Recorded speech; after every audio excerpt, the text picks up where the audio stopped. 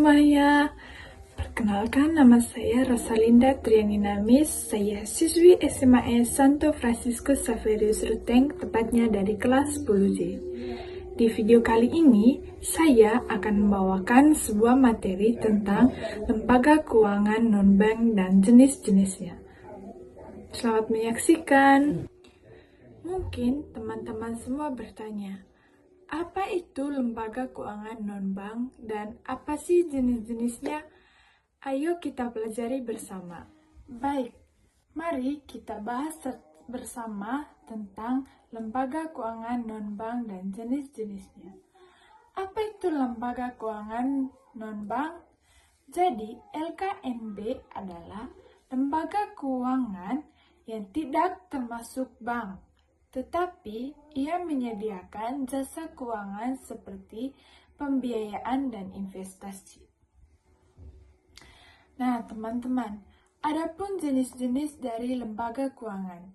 Apa saja jenis-jenis dari lembaga keuangan, terutama pada lembaga keuangan non-bank? Yang pertama itu ada perusahaan pembiayaan atau multifinance. Jadi, ia menyediakan pembiayaan untuk pembelian barang seperti mobil, motor, atau elektronik. Yang kedua, ada perusahaan penggadaian. Perusahaan penggadaian menyediakan pinjaman dengan jaminan barang seperti emas atau barang berharga lainnya. Nah, yang ketiga, perusahaan asuransi. Perusahaan asuransi menyediakan perlindungan terhadap risiko seperti asuransi jiwa, kesehatan, atau properti. Adapun yang keempat yaitu perusahaan investasi. Perusahaan investasi ini mengelola investasi seperti reksadana, saham, atau obligasi. Yang kelima, perusahaan leasing. Perusahaan leasing menyediakan pembiayaan untuk penggunaan barang seperti mobil atau peralatan dengan opsi pembelian di akhir kontrak. Yang keenam, ada perusahaan modal ventura. Perusahaan modal ventura ini, teman-teman, menyediakan investasi untuk startup atau bisnis yang sedang berkembang.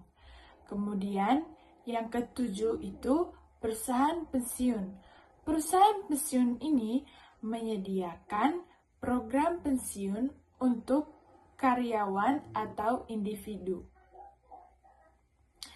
Kemudian, di sini saya akan membahas contoh dari LKNB atau Lembaga Keuangan Non-Bank di Indonesia.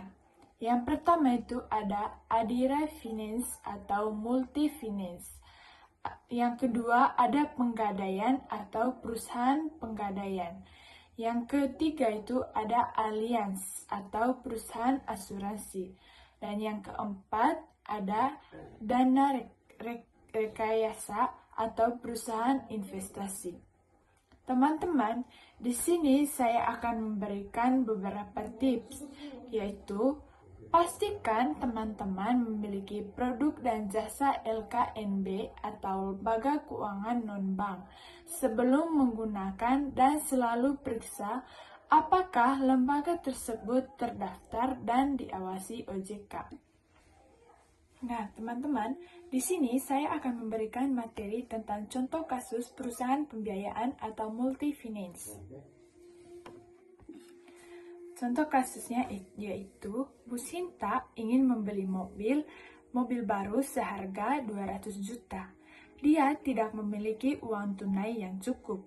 Jadi, dia memutuskan untuk mengambil pembiayaan dari perusahaan pembiayaan atau multifinance. Kemudian, detail dari pembiayaan. Yang pertama itu harga mobil sebesar 200 juta. Yang kedua, uang muka 20% atau 40 juta. Kemudian ada jumlah pembiayaan yaitu 160 juta. Ada tenor sebesar 5 tahun dan suku bunga yaitu 10% per tahun. Nah, di sini teman-teman ada pun perhitungannya. Perhitungannya yaitu yang pertama angsuran bulanan sekitar 3-4 juta, 3,4 juta. Total biaya 240 juta termasuk bunga. Di sini saya akan memberikan tips yaitu pastikan teman-teman memahami suku bunga dan biaya administrasi.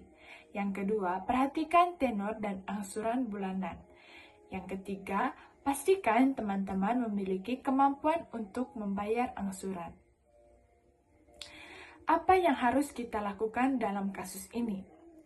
Nah, teman-teman, ini sangat penting. Yang pertama itu, membaca dan memahami syarat dan ketentuan pembiayaan. Yang kedua, memastikan bahwa angsuran bulanan sesuai dengan kemampuan finansial. Yang ketiga itu, memilih tenor yang sesuai dengan kebutuhan. Teman-teman, pentingnya memahami pembiayaan. Bagaimana dengan pentingnya memahami pembiayaan ini? Yang pertama itu menghindari kesalahan dalam mengambil keputusan. Ini sangat penting teman-teman. Yang kedua, mengurangi risiko keuangan. Yang ketiga, meningkatkan kemampuan finansial. Di sini juga saya akan memberikan sedikit tips untuk teman-teman, yaitu pastikan teman-teman selalu membandingkan penawaran dari beberapa lembaga keuangan sebelum mengambil keputusan. Baik teman-teman, sekian video materi dari saya. Semoga berguna bagi teman-teman dan bermanfaat bagi teman-teman semua. Terima kasih.